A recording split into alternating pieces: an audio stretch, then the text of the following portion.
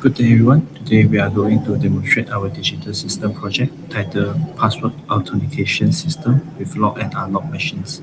The main objective of this system is to design a password-based digital lock system using Verilog HDL. The system allows the user to enter a 4-digit password. If the entered password is correct, the system will unlock.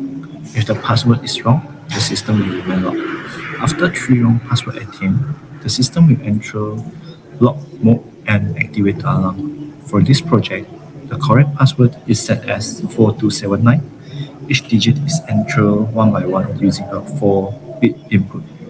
The system is designed using the FSM plus data path approach, where the FSM control the sequence of operations, while the data path handle password storage, digital counting, password comparison, and attempt the counting.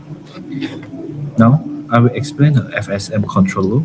The FSM controller is responsible for controlling the sequence of the password authentication system. It does not directly store or compare the password. Instead, it sends control signal to the data path and receives data signal from the data path. So in the FSM way of code, the status are first defined using a local params. For example, S0 S0 lock is assigned as 3D0, S1 input as 3D1, and so on until S5 block. The state register is written using an always block triggered by the positive edge of the clock or reset. If reset is equal to 1, the FSM return to 0 S0 lock. Otherwise, the current state is updated to the next stage. Next, the SMS use another always block for the next stage logic and output logic. At the beginning of this block, all control signal and output are given default values. This is important to avoid unwanted latch generations.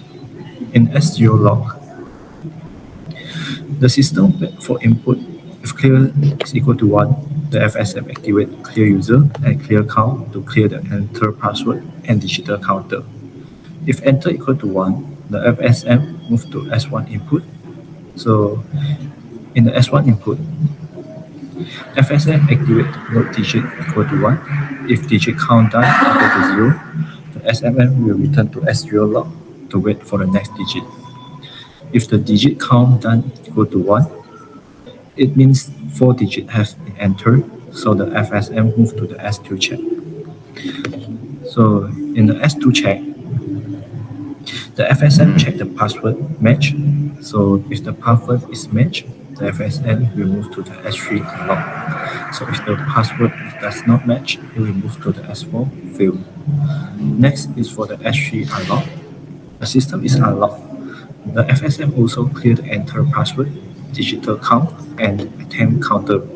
So if log BTN is equal to 1, the FSM return to S0 log. So next is for the S4 field. The FSM increase the wrong attempt counter by activating INC attempt. If the maximum attempt reach, the FSM will return to the S0 block. Otherwise, the SMM will move to the S5 block. So lastly is in the S5 block, the system will remain blocked and the alarm will stay activated until the reset is pressed. Then next, I will pass to my teammate to explain about the data path. Next, I will explain the data path module. The data path is responsible for handling all the data processing in the system, while the FSM controls the flow of operations. The data path stores the password, counts digits and attempts, and compares the password. Let's begin with the password storage. First, we have a 16-bit register called password rec. Since each digit is 4 bits and we need 4 digits, the total size is 16 bits. The stored correct password is fixed as 4279. When load digit is enabled by the FSM, each new digit is shifted into the register using this row over here. This means the system builds the password step by step. For example, in a waveform, if the user enters 4279, the register will finally become 4279. You can see this clearly in the waveform under entered DBG. Now let's go to the digit counter. The data path has a digit counter called the digit count DBG. Every time a digit is loaded, the counter increases by 1. When the counter reaches 3, we generate a signal called digit done. This is because after 3 digits are already stored, the 4th digit will complete the password. So the digit done tells the FSM the full 4-digit password is ready to check, as you can see in this waveform over here. The data path also tracks wrong attempts using the attempt count. Every time the FSM sends an increased attempt, the counter increases. When the counter reaches 2, we assert max attempt. This means the next wrong attempt will be the 3rd and final attempt before the system gets blocked. We also calculate the remaining attempts using 3 total attempts and subtract the current attempt count, so the user can still see how many tries are left.